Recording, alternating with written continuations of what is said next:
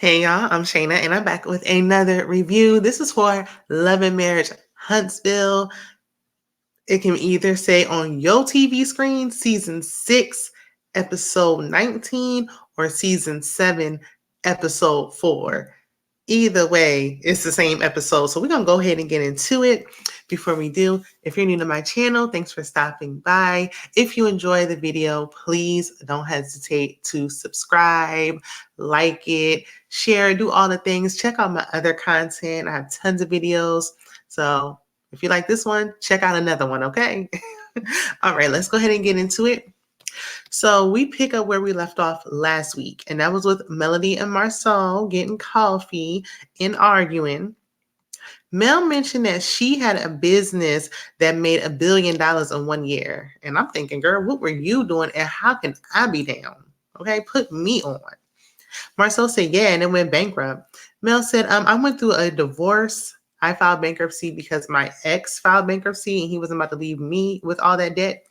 You, however, filed bankruptcy and you didn't go through no divorce. You just can't manage your finances. Got him. So I'm thinking Mel knows a little too much about Marsau's personal business and his background to try to, come at her like he did. Like he really be trying to stun on her and she know too much about him. So I think he needs to stop. Then Mel said, I could have said, I don't want to do an expo with people that got a $5 million fraud lawsuit against them. Oop. Marsau didn't deny it. He was like, okay, that's valid. I mean, okay, if you didn't want to, that's fine. Like, sir, explain this lawsuit. Okay. So Mel said when they met in 2014, she was already an entrepreneur.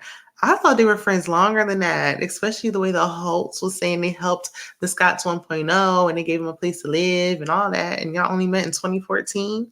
This show came out in like 2019 at least, or maybe 2018. So Marsau said, that's right. Marsau said, well, what did you do in 2014 that you're still doing currently, present day? And Mel said she does property preservation and she put him onto it. So how you going to try to come at me when I'm the one to help you do it? Marsau said every time he turns around, Mel is starting a new business and it seemed like she's just trying to throw stuff at the wall and sees what sticks. I don't really know what Melody does. Like, if y'all know all of her business and her accolades, let me know down in the comments section. But what I will say is we can say the same thing about Marsau because it seems like a lot of the things that Mel was doing, the Scotts try to do. They selling t-shirts, she selling t-shirts. She was doing real estate, they doing real estate. Like, it's looking real similar, like pot, meat kettle, the nerve, the audacity. So Marsau is bringing up Mel using their platform. He says it's quite a bit for her business ventures. And he feels like any current business ventures that are happening since being on the show aren't really valid. How does that even make sense? And again, he does the same thing. I don't remember them having Blaque until they got on this show, or chocolate in a bottle or something that sounds, it don't sound appealing to me. I'm not a chocolate fan like that. I don't want it in no bottle. T-shirts, all that. It seemed like they was doing all of that and you doing all that and still getting sued. Help me to understand. Her business knowledge is how the comeback group got on the show and got the platform. Like, please, let's not. Like, and I'm no millimeter. I'll say this time and time again. I'm team nobody, but I really have to have been riding with Mel this season. Oh. My bad, y'all. I'm back. So, like I was saying, it was Mel who did the whole idea for the show to begin with and brought it to Carlos. So, not too much. So Marsau said, just because I have an opinion doesn't mean I'm throwing jabs. Mel said, okay, well, I want you to, keep that in mind. Remember that when it's your turn, okay? When somebody's saying something to you that you don't like, I need you to keep that same energy. So suddenly Marsau was like, okay, and another thing, Kimmi and Maurice are putting together a meeting for feedback for the Blaque Expo, and I would love you to be there and, provide your opinion. And How does that even make sense? You just said she's not even good enough to be there. She wasn't worthy of getting paid, but she should be there to give y'all some free game. Okay. And let's get down to that. Let's cut down to the bottom of this, get down to the nitty gritty, cut to the chase. Marsau has a crush on Melody. He's always admired her. He's always had a crush on her, in my opinion. Yeah, that's what the real issue is. I think he see parts of himself or what he might want to be in her. Okay. But I mean, that's all allegedly. Okay, that's my opinion, but y'all let me know what y'all think.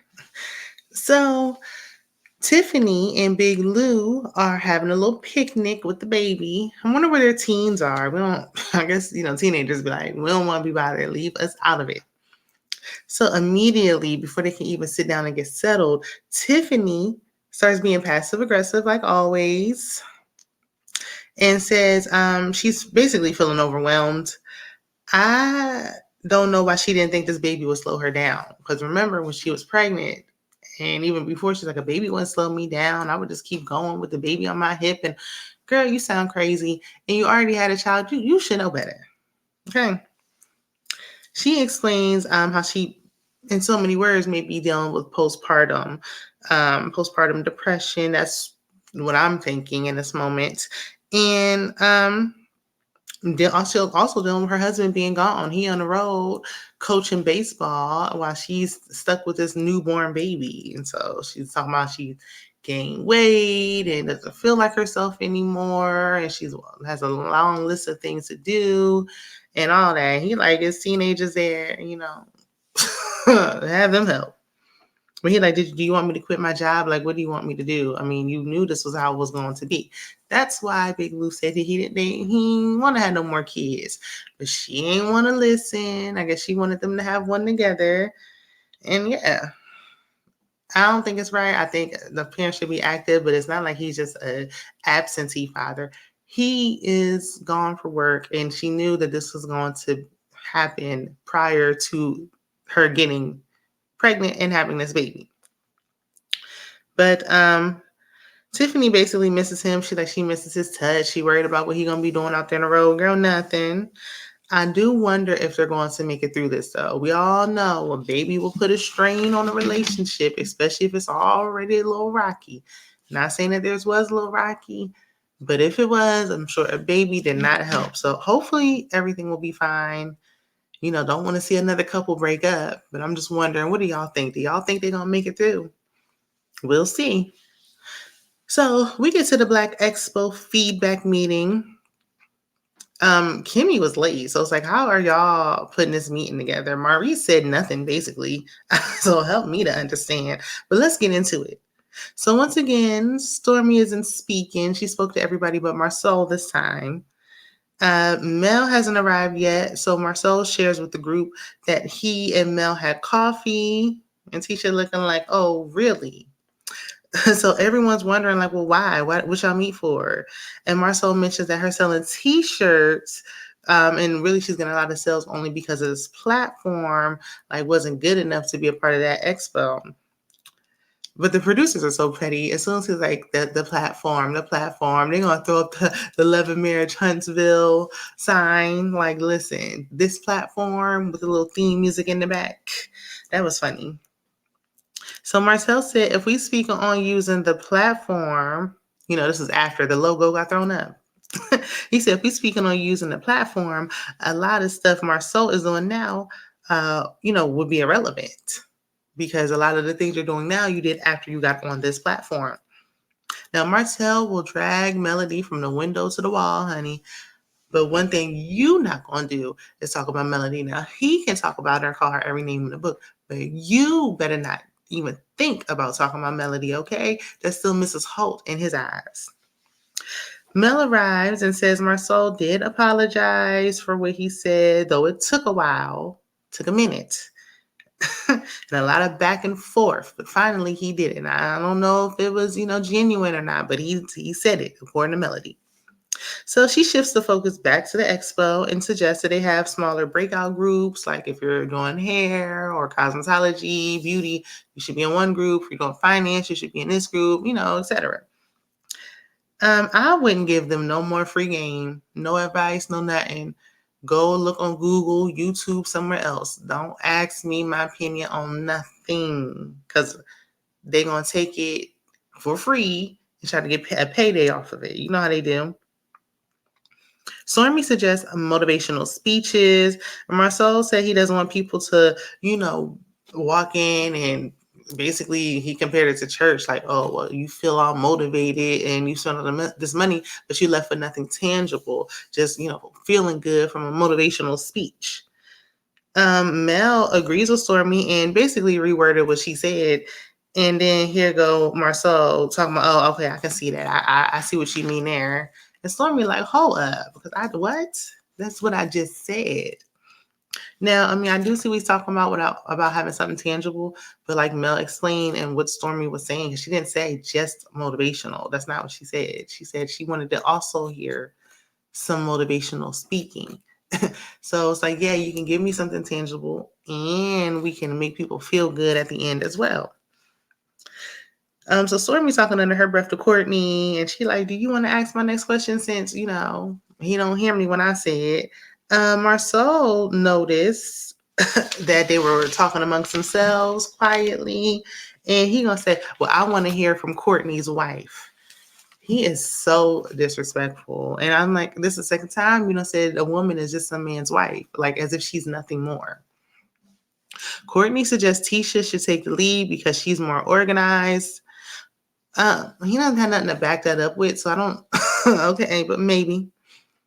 Marsau didn't receive that well at all, and he started taking shots. Then he said he and Tisha don't have gender roles in their business. Sir, y'all got gender roles in business, life, everything but parenting, because you got Tisha down there taking your son to get his hair cut while you out and about, but that's neither here nor there. That's just what Tisha said. Stormi in her confessional immediately says Marsau is sassy.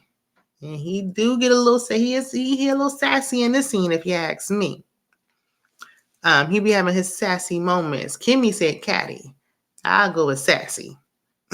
So everyone is wondering if they're, coming together, especially Tiffany and Stormi. They're like, okay, are we coming together to plan another expo, or are we like partnering basically? And Marsau was like, me and Tisha are going to take the feedback and we're going to apply it to our expo with our name on it next year. And so, Stormi was like, well, why am I here? I ain't telling y'all nothing else. Don't ask me. Don't ask me for no advice. Do it how you want to do it. Do it how you want to do it, Bookie. Do it how you want to do it, beloved. However you want to go, how you want it to go, is how you want it to go, since it's your initiative. They already stole the entire concept from the comeback group. And I ain't never going to forget it. So Mel said, hopefully next year it'll be more organized so she can participate. Tisha said, oh, so you don't think that the event was organized? And Mel said, you had people paying, $100 for booths the day of. So basically, no, it was not. The short answer is no. Definitely not. We, the viewers, felt like it was unorganized and we weren't even there. Tisha said the behind the scenes was a little unorganized, but that don't matter. We don't want to know about the behind the scenes. We want to know about the main event. And I'm with Mel when she said what happens prior to the event sets the tone of how the event is going to go. So all that matters, okay? She said what she said. That don't even make any sense. Oh, we don't want to hear about the behind the scenes. Do you want feedback or not? Because all of it is a factor. Mel is just wondering why Tisha has all this fever and smoke for her, because she like, everybody else gave their opinion. Tisha sat there playing on her phone, just quietly listening. Then I say something, now you got all this pushback. That's because her real issue is the fact that y'all had the coffee date. But take that up with your husband and not with Mel. So Mel leaves because she had a flight to catch, honey, and she kept letting us know that. Then Marsau said he's taking all of their feedback in. And Tiff said, even the women at the table, trying to start mess. Marsau proceeds to say, I know you're not used to being valued, but you're valued here. Baby. I don't know how y'all still sitting there with him. No way, no how. Stormi calls Marsau a B word, and Marsau says he is. He said, I'm the biggest, the baddest B, okay? Okay, who's bad? Okay. Tisha said nothing, mute. Did not defend her husband, nothing. Courtney said it was unorganized. No one cares because he wasn't there, so they ain't take him seriously. Stormi mentions the $100 gate. Maurice tried to defend his brother and then looked silly because Stormi was like, okay, and Kimmi also didn't know about this booth fee. And Maurice was like, oh, you didn't know about it? Like, you know she didn't know about it. Y'all talked about this. What? I don't know. He just, because behind closed doors, when he just talking to Kimmi, he's saying something else. He get in front of Marsau, he switch up. I don't like that. So Marsau gets petty because Stormi and Courtney leaving, and he was like, "Bye, Mr. and Mrs. Steele," and Courtney was like, "You know, my last name is something, and her last name is Steele." And here go Marsau again. Oh, I didn't know. Every time I didn't know. He knew he was being petty. He knew exactly what he was doing, and that's why Stormi keeps calling him a sassy queen. Do I think she'd be taking it too far with the BITs?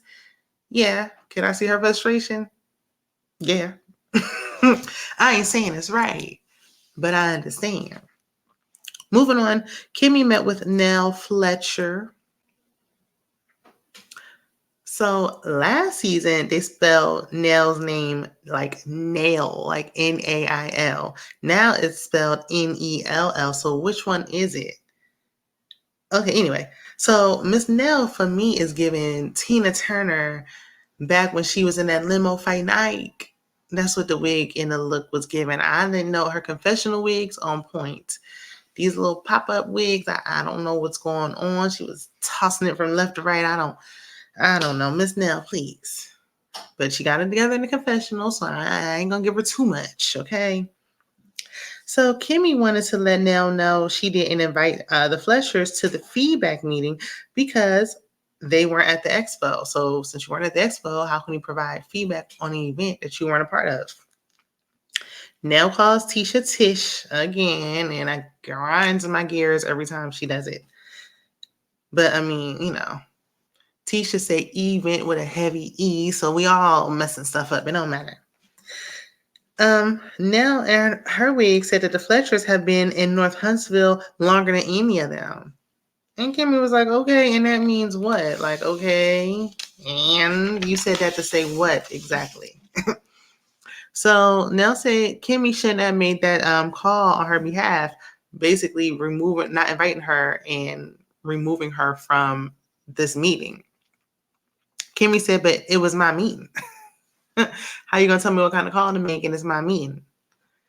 I said it before and I'm gonna say it again. If the Fletchers have been doing this, that, and the third for over 30 years, they should be having their own expos. They shouldn't be worried about this little event. This shouldn't even matter. I mean, I know y'all want main character energy, but we can kind of wrap this story up.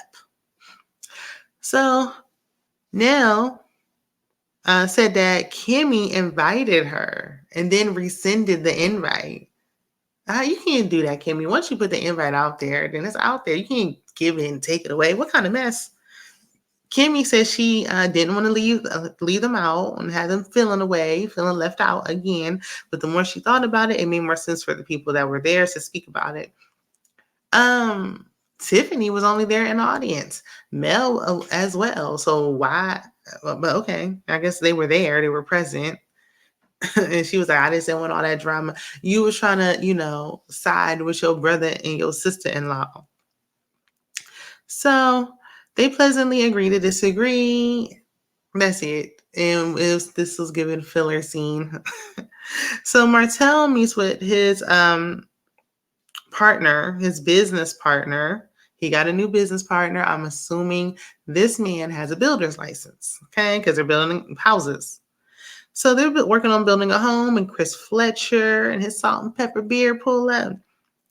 Why would he go and say, because they was like, oh, what you doing over here? He's like, oh, I just so happen to be over here on the side of town, just driving through the neighborhood. Why you lie? Fully mic'd up. Okay. So Martell is saying, he was talking about, it should be done in September, XYZ.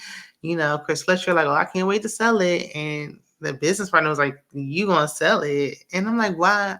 When Chris Fletcher came over, I thought the business partner was gonna leave because like who's talking to you? But no, he wanted to get his camera time in, honey.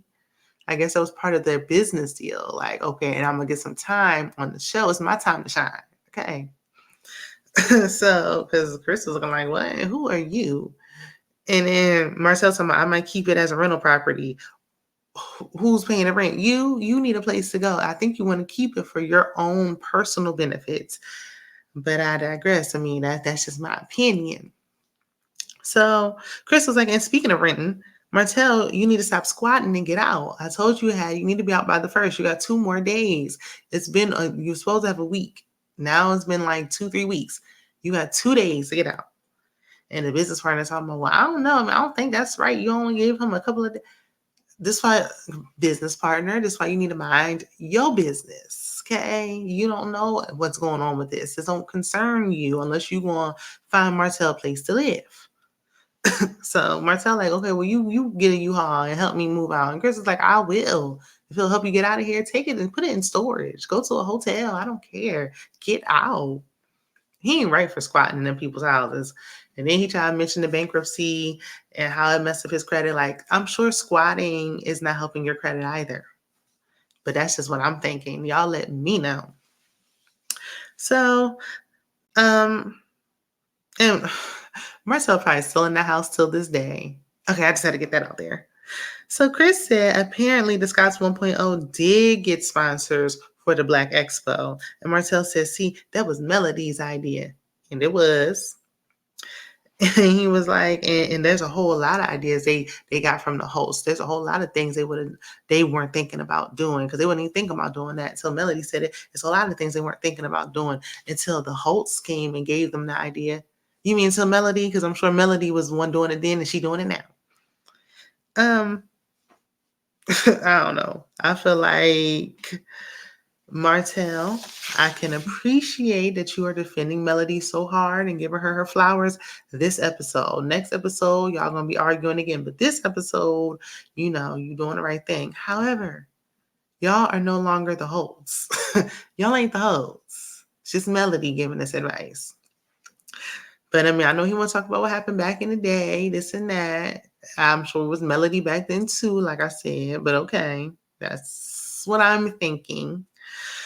Martell said, because he was like, hold on. Because when you was working at the movie theater, Mel was doing speaking engagements. So Mel been doing speaking engagements while you were just, wearing those loose shirts because, you was a little on the thicker side working at that movie theater as a night shift manager. Mel had speaking engagements. So she probably the best speaker that he'll ever meet. And I said, okay, way to clear him. I don't even feel bad because Marcel's so petty. Like, whatever. And that's what I said. They know so much of each other's business. Marcel might need to cut it before they start saying something that he don't want said. Martell did say something I didn't like. He was like, oh, the Holtz made you. And baby, you might have been the person that God directed and put on my path, but you did not make me, honey. Okay, if it was gonna happen for me, what's meant for me is for me, and maybe it happened through you. But if it didn't work through you, it was gonna work one way or another. Cause see, Marcel got his builder's license now, so I mean,